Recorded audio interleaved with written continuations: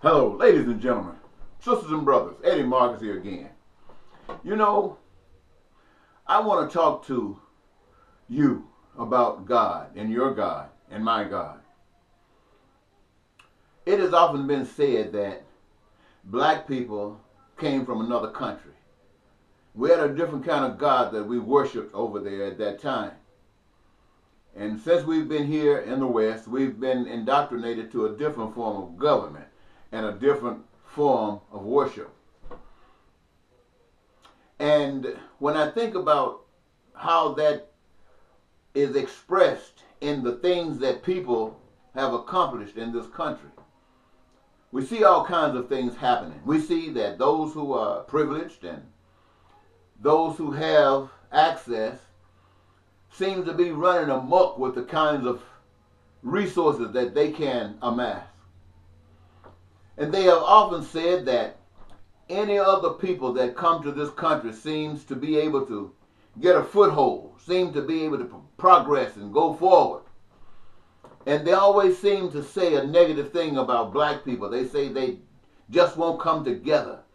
They are negative and they are violent.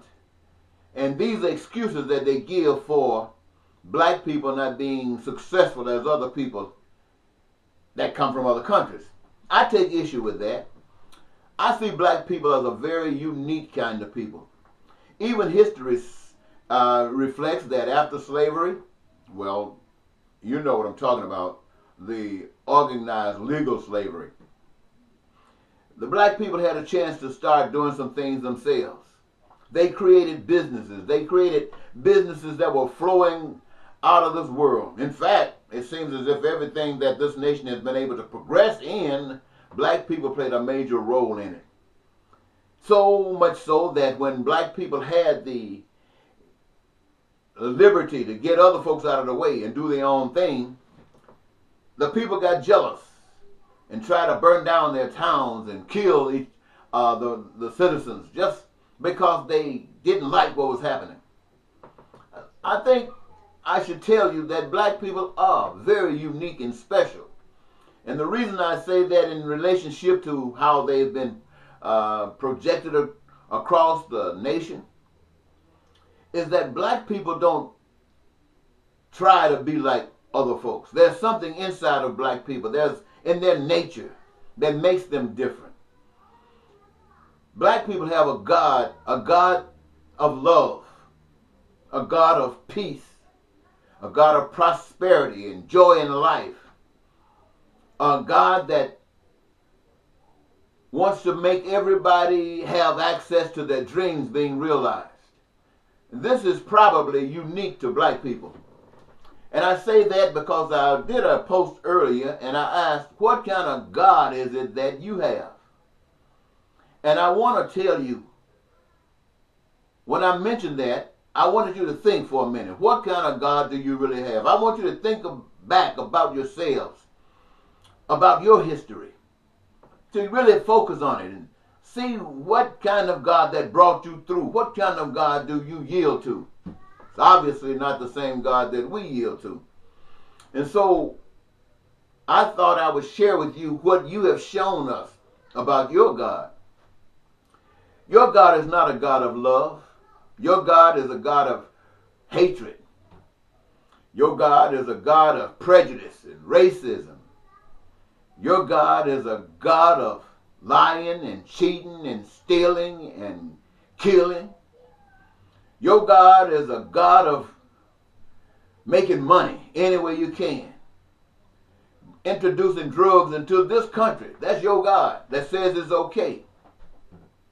I heard somewhere that someone was referring to the Paulinian type of religion, where he says that while others have a form of government that a system of representation that requires that you act a certain kind of way, that you treat people nice, that you don't lie, that you don't cheat, that you don't steal, but yet black people have had to do these kinds of things because they live in a world where your God robs them of everything. And it seems as if they're going to have anything, they're going to have to rob, steal, and cheat But what is your reason? What is your motivation for having to do those same things? Where you take other people's resources. I mean, go into battle and take it. Kill folks. That's your God. That's the representation that you give for your God. Right now, your God says that people can be sick, but if they don't have money, they can't get health care. This is your God. Your God says if people want to be educated, even though they blindly and indoctrinated, they got to have money, or your God say, get out of here. Food, clothing, shelter. The only thing your God can amass for them is a shelter, a soup line. I mean, what kind of God is this? What kind of God is that does all of these things to people, while some of you, not all of you, some of you amass millions and multi-million-dollar barns of resources that you can't do anything with for hundreds of years, but you keep amassing this, overflowing, talking about descendants that you don't even have. What kind of God is that you give allegiance to? What kind of God is it that say you should bomb other people to take their resources, killing their kids, their old people, and killing the people who are aged like you and I, just so you can take what they got? That's your kind of God. That's the God that the world sees about you.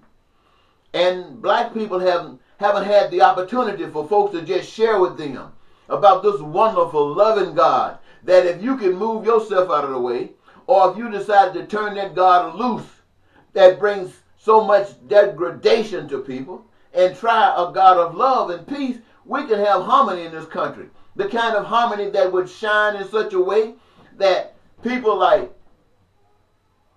your president would never get in power.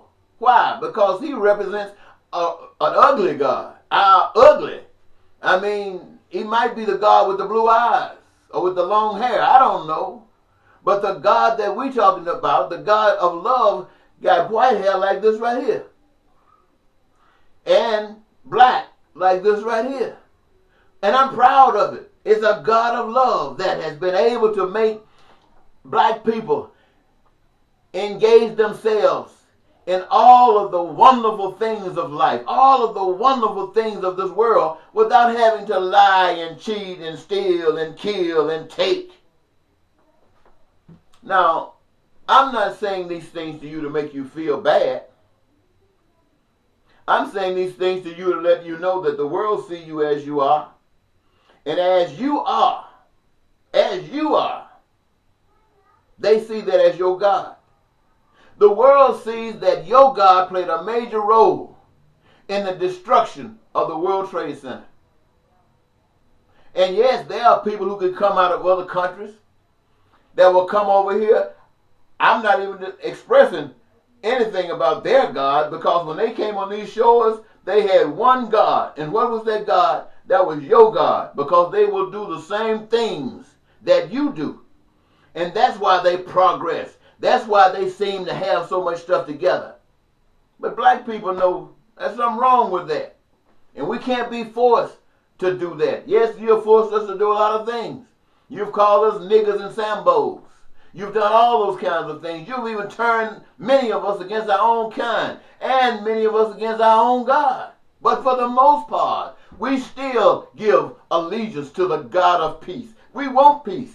We give allegiance to the God of prosperity and freedom. We give allegiance to that. We don't just talk that. We give allegiance to that. You just talk it. You talk it while you're loading a gun up to blow somebody's brain out.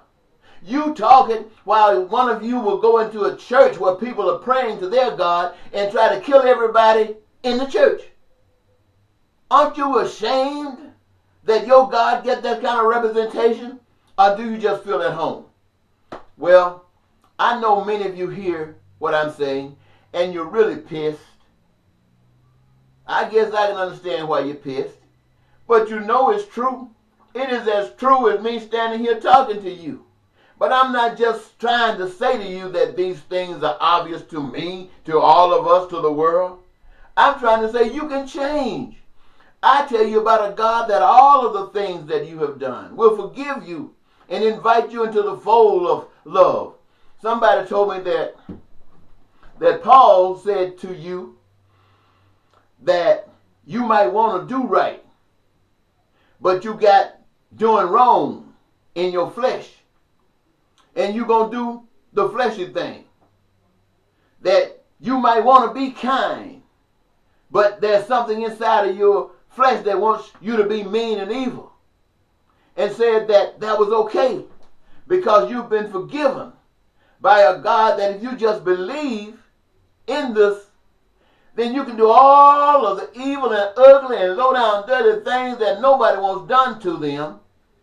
And if you say you believe in this one, that you are forgiven, well, even in those scriptures, they tell you, my friends, that you might receive grace, and you consider that a gift that you can't really earn. But you've also been told that your faith without works is like it's dead. So your grace means nothing. Somebody tricked you. I mean, they really, really, really tricked you. And not us. We're not tricked. We just can't throw ourselves out there because we are not vicious. We can stand up now. This is what I'm doing right now, standing up. I'm letting my people know that our God is a wonderful God, a loving God, an all-embracing God, even ready to receive you when you stop doing your foolishness. Stop doing your foolishness.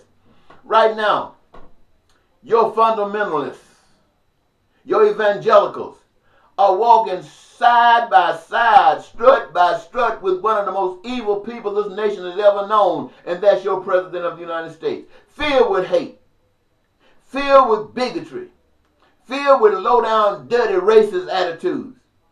And you right beside him. That's your God in you doing the same darn thing. How do you think your God feels if your God really is a nice and kind, wonderful God like ours? If your God happens to be the same God that we got, how do you think that God feels about your activities? He's ashamed of you, that's for sure. But you are not ashamed of yourselves. And until you can be ashamed of yourselves, you're not going to stop. So partly while I'm speaking to you is to present it to you in such a way that maybe some of you might have a character that would allow you to be ashamed of yourself and stop that devilish stuff. But you my brother and you my sister. I'm not mad with you. I know you've been deceived. I know you've been misled. I know if you knew the truth like we do, you wouldn't be like that. You wouldn't be like that, no way. The same things you do are the same things that they say the devil does, that Satan is the author of. But that's you. I change. Thank you for listening. Bye-bye.